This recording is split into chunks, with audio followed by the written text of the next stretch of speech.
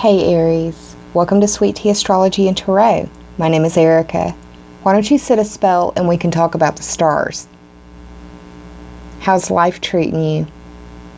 We've just undergone 2 eclipses and we're looking at the 3rd and final eclipse of this eclipse season. I hope you're well. I hope that this video finds you in good spirits, and if you aren't in good spirits, I hope that this video empowers and enlifts you, or enlightens you and lifts you up. Mercury in retrograde. I hope you're well. And eclipse season is ending. This is a rare eclipse season. We're used to eclipse seasons eclipses coming in pairs, but we've actually had 3 this go round. 2 lunar eclipses and 1 solar eclipse. So let's talk about it for a minute. On September 16th, next Friday, we will all be experiencing a 24-degree in Pisces full moon prenumbral lunar eclipse. And Aries, this will be occurring for you in your 12th house. The 12th house is the house of secrets. It's the house of secret enemies. It's the house of secrets that you keep from yourself. It's the house of dreams, like the dreams that you have when you're asleep. Pardon me. It's the house of karma. It's the house of limitations and repressions and self-undoing. This full moon lunar eclipse will be in conjunct Venus, the planet of love, harmony, and beauty, in Libra, which is occurring in your 7th house. And Jupiter just moved here too.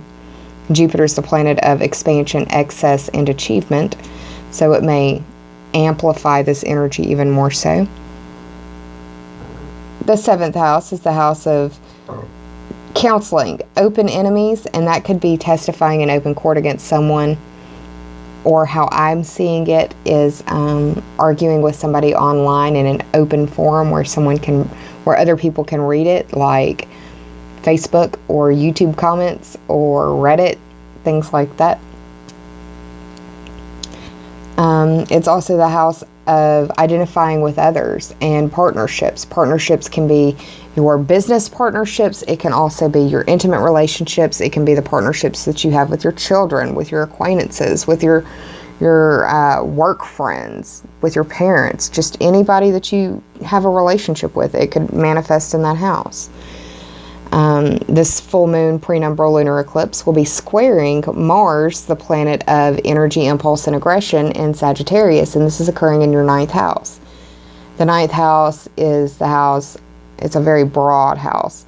It's the house of long distance trips. It's the house of higher education or the expansion of the mind. It's the house of adventures and questing. It's the house of astrology. It's the house of foreign places, foreign people, foreign things.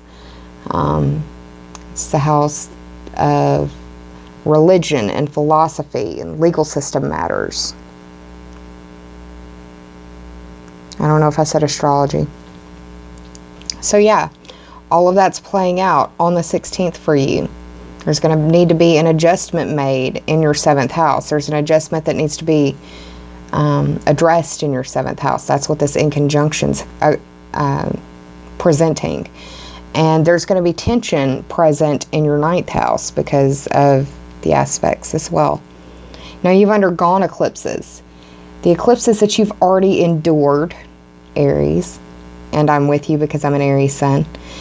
On the 18th of August, pardon me, there was a lunar eclipse in your 11th house. That is the house of your goals, your dreams, your bucket list, your wishes. It's also the house of your future. It's the house of the groups, memberships, and associations that you belong to. It's also the house of your friends. It could be internet friends or real life friends. On the 1st of September, just a few days ago, you experienced a solar eclipse in your 6th house. And that is the house of work and health, or the competency and skills that you bring to the services that you provide. And that was T-squared by your 9th house and your 12th house. The 9th house, once again, is religion, philosophy, higher education, the expansion of the mind, adventures, questing, long-distance trips, foreign people, foreign places, foreign things, legal system matters, astrology. The 12th house is the house that is the house of secrets, and secrets that you keep from yourself, dreams that you have in your sleep. It's a house of where you sabotage yourself. It's a house of self-sabotage. It's a house of karma and repression and limitation. So all of that has already been experienced on top of what will be going on the 16th that I spoke about in the beginning. So that's a lot to endure. And some of your houses have been hit by different eclipses in the same area. Just depends. On the 30th, we will be experiencing a new moon in Libra in your 7th house. So the 7th house is undergoing a lot. Once again, that's your partnerships, business, intimacy, friendships, anybody that you have a relationship with, how you identify with others. It's counseling, and it's also open enemies. So this will be a powerful time for seeding. I'll be back to pull some cards for you then. But for now, I'm going to transition over to the tarot portion for you for this September 16th full moon prenumbral lunar eclipse at 24 degrees of Pisces, because that's what this video series is about right now. So hang tight, Aries. I'll be right back. Thanks for being with me. Hey Aries, I'm back with the cards, but before I start shuffling for my on-camera portion, I wanted to show you the boxes from the different oracle cards that I'm going to be pulling from and let you know a little bit about them. Aside from the tarot portion, I'm also going to be pulling at least one butterfly oracle deck for Life Changes by Doreen Virtue. It's eclipse season. It seems like it's pretty apropos.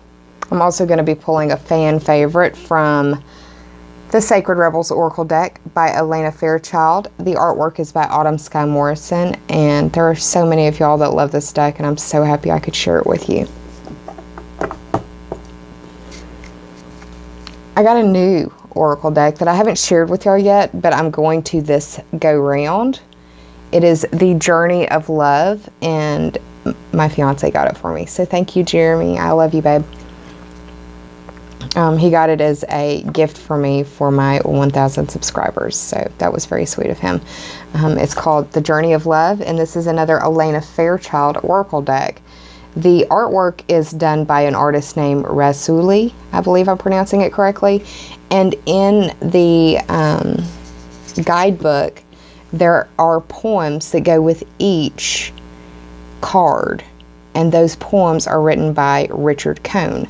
So I wanted to share each of those decks with you. I'm also going to be pulling at least one healing and meditation oracle deck card for you as well. I may have to pause and get stuff situated, but we'll get it together and get you this message, because this eclipse season is coming to an end, and we definitely need to be able to feel out where our landing pad is, if you will. It's like we've been launched up into the stratosphere, and where do we land now? Well, hopefully between the astrology and the tarot and these oracle cards, messages will come forward to inspire you and help you along the way. That is my intent. I already cleansed and cleared my decks off screen. I shuffled and meditated over this deck, asking for the general messages for my Aries brothers and sisters for this full moon in September for 2016.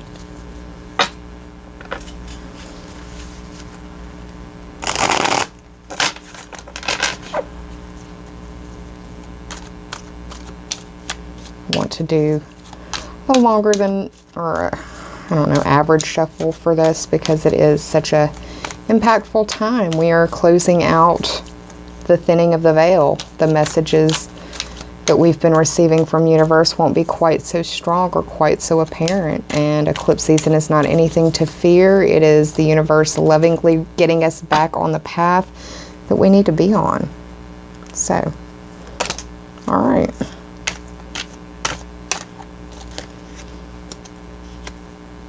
I'm gonna go ahead and cut. You had a card pop.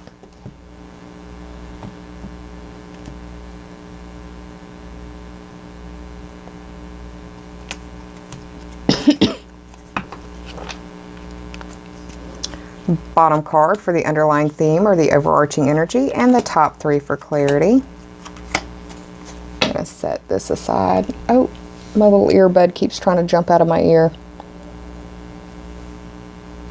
Alright, now for the Healing and Meditation Oracle card for my Aries brothers and sisters for this September full moon in 2016.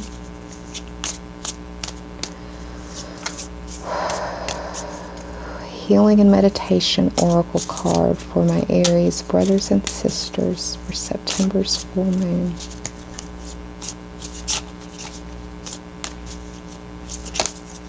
Okay. One card flipped over, so I'm going to take it as that being your card, Aries. Butterfly Oracle card by Doreen Virtue. I haven't received a whole lot of comments about the Butterfly Oracle card deck. I happen to enjoy it. I like it. Let me know what you think down in the comments below.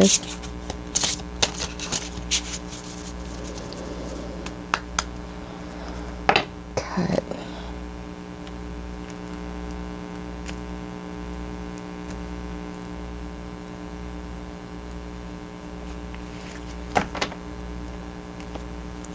Alright, I'm going to take the top card and the bottom card.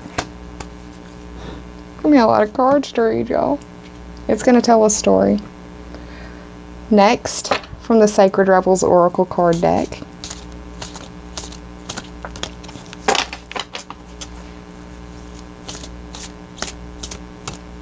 For my Aries brothers and sisters. Oh, goodness gracious. That's like, that's a small fan. We can't do all that. But what I will do is take the top card of that.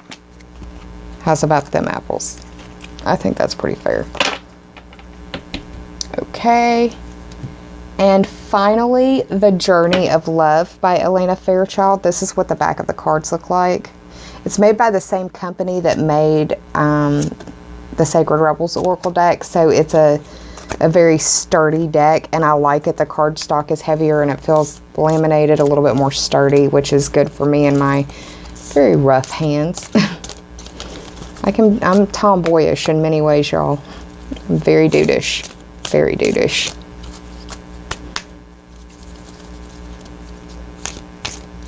For my Aries friends, for the September new moon, full moon. The new moon's at the end of the month. We had one at the beginning of the month too, but we'll talk more about that in the next video series.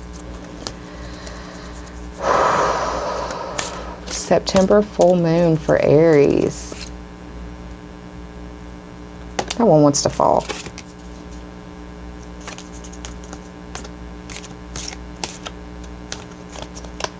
Alright. Okay.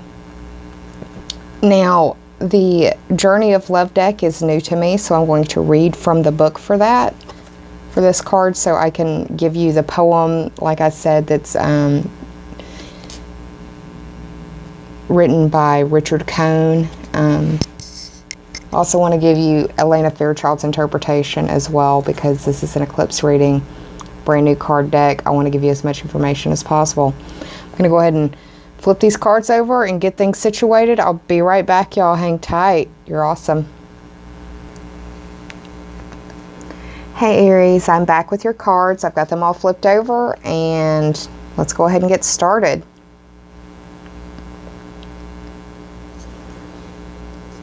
The card that fell out of the deck was the Page of Wands in reverse. And in looking at this spread, I feel like this is just indicative of you, Aries. And it'll be a little bit more evident once you understand where everything else is coming from. The majority of your cards are in reverse, so this is another thing that makes me feel like this card is representative of you. The wands represent fire signs. The fire signs are you, Aries, Leo, and Sagittarius. This could be your sun, your moon, or your rising sign, or that of someone you are dealing with very closely to you, possibly in a partnership situation if it is not you. The Page of Wands as a card, just in general, for me represents a young individual, someone in their late teens to early mid-20s, like 16, 17 to 26, at the latest 27. Slow-moving messenger of impulse and aggression. Slow-moving meaning snail mail or face-to-face, not doing a fast text message or Skype battle, Snapchat war, that sort of thing. So, but this dude is, and it can be a female, it doesn't have to be a dude, but it shows up as a male here. But this character in the reverse is highly emotional and coming from a very subjective point of view. Possibly poor me attitude.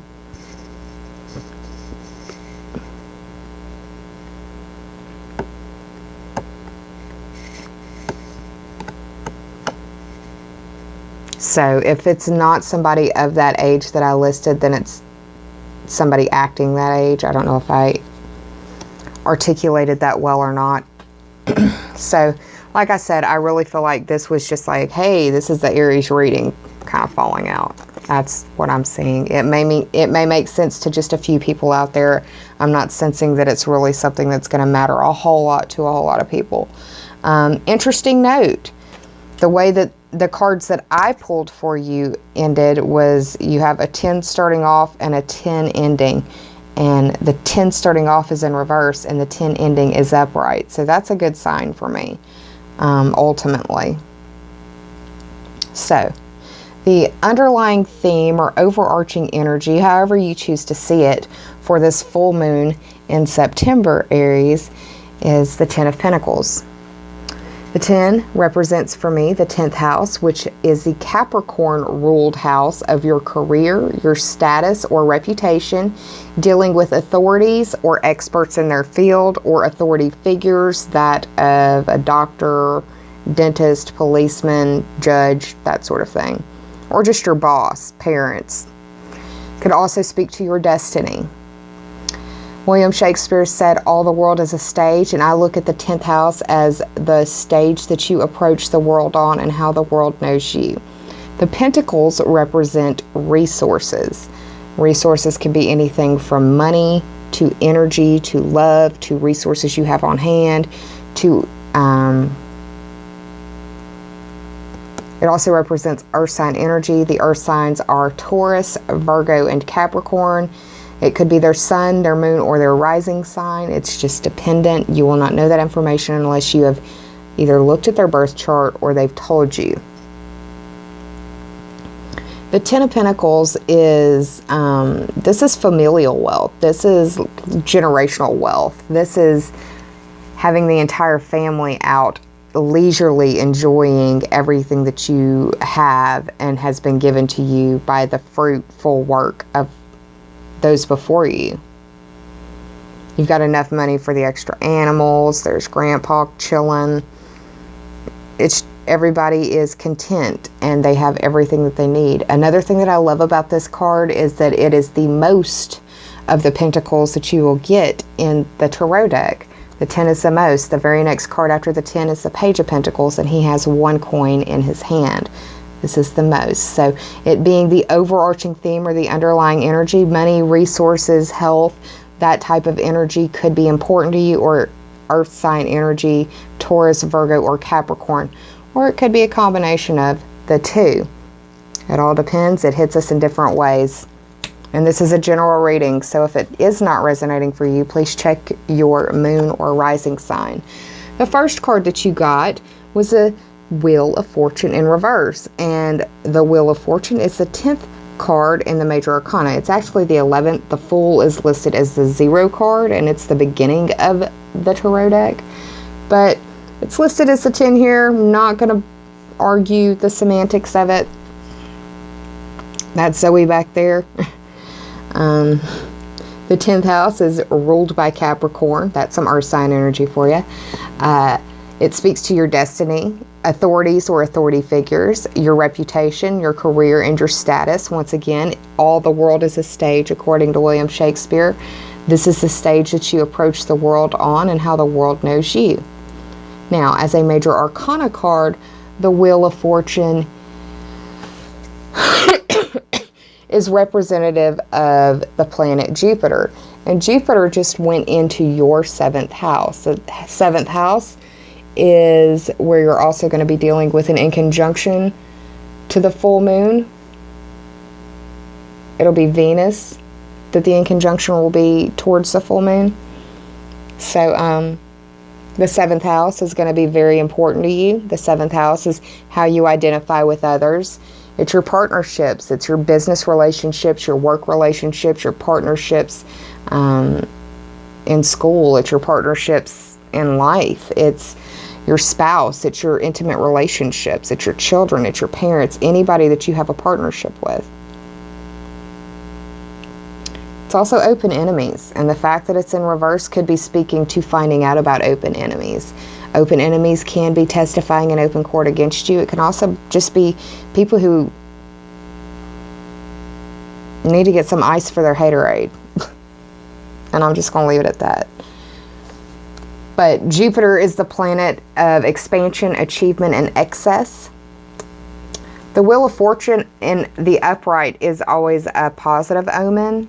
The fact that it's in the reverse, for me, could be that the energy present at the full moon feels like it's in the reverse. And eclipse season definitely feels like we don't know which way we're going. Ask anybody that you know right now, what are your plans for October? And they may tell you something, but the reality of that plan actually coming to fruition may not happen. We all are kind of up in the air, not knowing which way we're going to go just yet. So don't freak out about it. Once again, Wheel of Fortune represents the planet Jupiter that is in your 7th house, just moved in there today, as a matter of fact. So partnerships could be the key to you turning your Wheel of Fortune as well. So don't ignore those partnerships. Understand that everything in life is partnerships, and the way to succeed is to use your networking skills and scratch people's backs, and they will scratch yours. Be ethical about it, though, please. I'm sorry, I got to throw that in there. But yeah, the Wheel of Fortune really does indicate a change in direction of your fortune. Like I said, the fact that it's in reverse, I feel like is the energy that's present at the full moon eclipse. We're all kind of feeling, I don't know which way we're going. But the path is becoming more and more clear. And when I look at this card, whenever I see this card, especially during eclipse season, it makes me think of the eclipses. And this is the second lunar eclipse that we've had. So, you know, your feelings may be all over the place, which is understandable. And that makes me feel so even more so because the very next card is the star next to it. And the star is another major arcana card. But let's break this down some. The star is the 17th. Y'all, I'm on medicine. I'm sorry. The star is the 17th card of the major arcana. 1 plus 7 is 8. 8 speaks to the Scorpio ruled house of other people's money, regeneration, transformation, metamorphosis, sexuality, primal or basic instinct. It could speak to life, death, rebirth, or birth.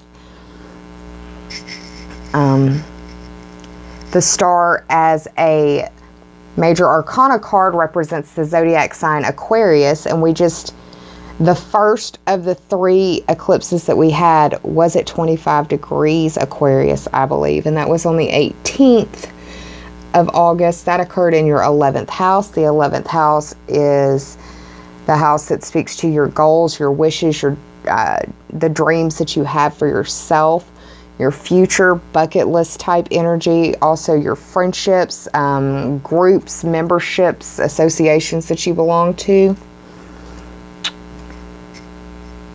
The star,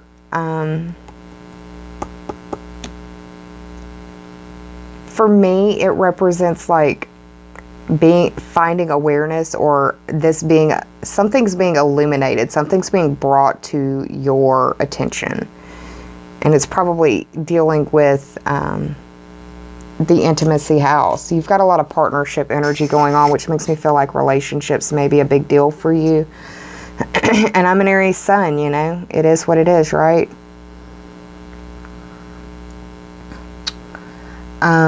In the upright, it represents inspiration and happiness, but in the reverse, for me, it represents possible depression, sadness, melancholy, even possible like mental illness.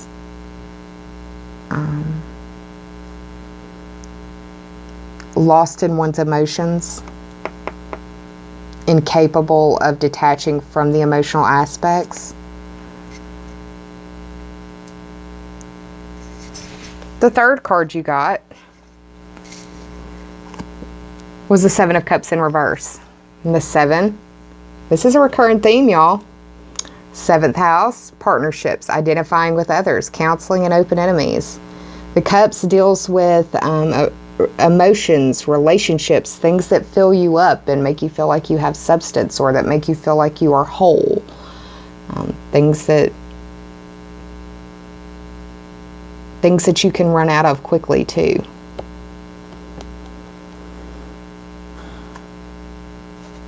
I feel like this is you. I feel like this is how you feel at the full moon, not knowing which way to go, which cup do you need to feel fulfilled. Every one of these cards has a blue background to it in the majority, and that is a highly emotional time. It's been 3 eclipses. There is no doubt that you are feeling highly emotional, my Aries brothers and sisters. This cloud in the background wants me, or whenever I see clouds in the background, or clouds of a majority like this, I always think of digging for the silver lining, looking for the silver lining. The cups also represent water sign energy. The water signs are Cancer, Scorpio, and Pisces. This could be involving someone that has those types of zodiac energies in them. It could be their sun, their moon, or their rising, and you will not know that unless you know their chart or they've told you. In the upright, I always think of this card as don't count your chickens before your eggs hatch. Or illusions, false promises, overextension of promises. But, I mean, all of that feels and seems kind of negative, but the end card, the overarching energy, underlying theme is the 10 of Pentacles upright. So it's like going through all of this may make you see what you have and count your blessings, or be thankful for what you have. Even if it isn't the best, even if it isn't what you think it should be, even if it doesn't meet your standards, because we just got out of Jupiter and Virgo, and that's very critical and analytical and nitpicky, and it needs to be like this because I want it to be like this, blah, blah, blah. Take a step back, look at the big picture, approach the world from Jupiter's perspective, look at the big picture. If you've got a roof over your head and food in your fridge, food in your belly, electricity, internet, people who love you, everything else is gravy, right? That's not me being preachy. I lost everything in a house fire almost 2 years ago. Now, I totaled up the numbers while I was paused, and the total ended up being 44. 4 plus 4 is 8, and this goes back to the Scorpio ruled house of other people's money, regeneration, sexuality, instinct, life, death, and rebirth, or birth, transformation, metamorphosis. I think of butterflies when I think of the 8th house, because they start out as one thing and they end up as something totally different, and it's a traumatic experience for them to go through that. I can't imagine that it feels good in that cocoon. But yeah, the overarching number total for this spread was 8. So that may mean something to you as well. I'm going to go ahead and show you the oracle cards now. The meditation and healing oracle card that was pulled for you, that kind of popped while in my hands and shuffling. Relaxation. And yeah, hello, I could use some of that. But whenever I see this card, it always makes me think that it's the dawning of a new day. And I know it sounds cliche, but these eclipses are definitely the dawning of a new time for us. It's the beginning of a new era for us in our world. Things right now don't look near like what they did or what we thought they did, even at the end of May. Life has changed so much just since May. Relaxation reads, in meditation, relaxation is as much a mental as a physical release. By focusing intently, you can use your mind to relax your whole being. Sit in a chair, close your eyes, and immerse yourself in these meditative thoughts. Consider the following. My goal is to develop deep inner calm and a peace of mind. I will remain completely still for 3 minutes. As I breathe in gently and breathe out gently, I feel the presence of my body. While keeping my back straight, I allow my whole body to relax. Try using those methods of relaxation the next time you're feeling tense, Aries. Just breathing deep and gently can help center you again. I can't help but throw out a recommendation for yoga as well, because it incorporates moving your body and the energies contained within and releasing stress through breath. And it helped transform me in many ways. I highly suggest it, Aries. For your butterfly oracle card, you got welcome the new. And what did I just get finished saying about the dawning of a new day? It is a time to embrace the new paths that the universe is trying to put us on. Don't kick, don't scream, don't bitch, don't moan. Life would go a lot easier if you just let go and allowed it to happen. And once again, that's not me being preachy. That's coming from a lifetime of fighting and just now starting to learn how to let go. And I'm not an expert. I'm an Aries. I'm not an expert, but I'm learning how to welcome the new and not be intimidated by change as much as I once or have been in my life. I've got 2 portions of me as fixed signs. We don't like new stuff. We don't like change. Embrace the new. Embrace new relationships. Embrace new experiences. Embrace the new adventures. Embrace the new partnerships. Embrace the idea of going to counseling if that crosses your path as well and you feel the need to go. Because this 12th house, full moon lunar eclipse, there could be some stuff making its way to the surface that you need to resolve with the help of a therapist. And that's not a bad thing. Ask for help if you need it. You're not weak, you're strong. The second butterfly oracle card that you got for life changes was spiritual growth. If you're watching a video like this, you're definitely trying to embrace spiritual growth. I think that this is something that you are probably, I think that speaks strongly to the life, death, rebirth instinct that is going on with you for the totality of this tarot spread. You could be feeling like, what in the world is going on in my life, and why does it seem like every spring or every fall things just fall apart?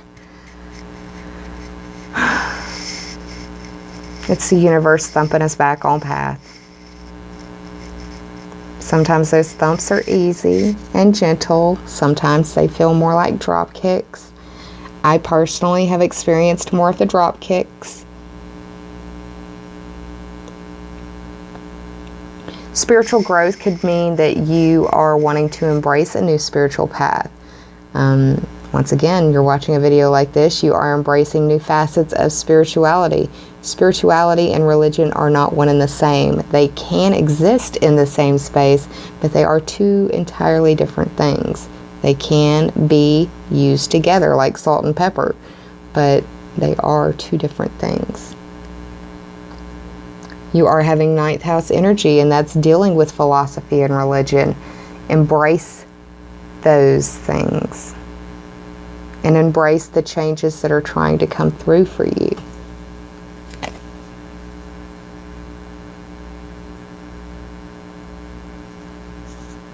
It doesn't have to be black and white. One thing that I love to say to people that seem to get stuck in their own particular perspective when it comes to spiritual growth or spiritual paths is, I consider life a mountain, and we are all trying to make our way to the top. And some of us are going to use the beginner trails. Some of us are going to use the intermediate trails. Some of us are going to use the expert trails. Some of us are going to use a map. Some of us aren't. Some of us are going to leave breadcrumb trails. Others of us may go behind and eat those breadcrumbs. Just depends. My path is not going to look like yours, and your path is not going to look like the next person to you, and we shouldn't expect it. It's our own path, and it can be very unique just to us, but we're all trying to make it to the top of that mountain, and it doesn't have to be black and white. Okay. And I think relax is another part of it. Relax, calm down. It doesn't have to be exactly the way that you think it should be. The Sacred Rebels Oracle card that I pulled for you is the perfection of your life. And I love this card. For me, it instantaneously says, get your behind out in nature. If you live in the Northern Hemisphere, then it is still pretty warm all over. Try to get some of your communing time with nature and nature's spirits outside while you can. I think that this is also a card that says that it's a good time for you to try to remain grounded. By remaining grounded, it could very much be just taking off your socks and shoes and walking around in the grass where it's safe. It could be that you are being drawn to possibly planting your own little garden. If you live in the city, you can have an urban oasis in your own little corner of your own little world. This is the 30th card of the Sacred Rebels Oracle card deck. The 30 reduces to 3. 3 plus 0 is 3, and that speaks to your Gemini-ruled house of communication, short distance trips, siblings, cousins, and neighbors. You may want to go on a trip to nature with a sibling, a cousin, or even a neighbor. You may get invited. That would be pretty cool. You may need to invite somebody out. Have a barbecue out at the lake. Enjoy the last bit of warmth and summertime energy that we have before it truly starts changing for us. And be willing to understand that the perfection of your life is that's just it. It's the perfection of your life, and nobody else on this planet is going to see that perfect vision but you. So expecting other people to see it is just not fair. Relax. Relax, Aries, relax. All right. Now, the Journey of Love card that I pulled for you, and like I said when I pulled it, this is a new deck for me, so I'm going to read out of the book because I want to give you the message that Elena Fairchild brought. I want to give you the poem that Richard Cohen got or brought forth, and just to give you another introduction into a new set of oracle cards to help tell this story some more for you. Before I begin on this dissertation, let's talk about the card. It says, let the feminine lead the way. I can't help but see this as a big old 9, and you're having 9th house energy.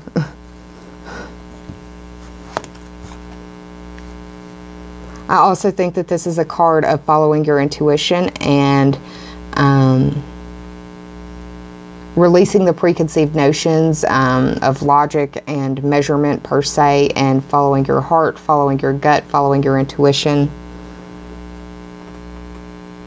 The lunar eclipses are associated with feminine energy, and it's a good time to embrace that and definitely allow the feminine energy to lead your way.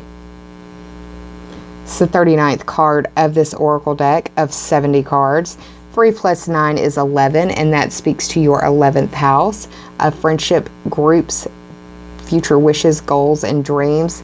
Friends can be internet friends or real life friends. It's the groups, memberships, and associations that you may belong to. Bucket list type energy.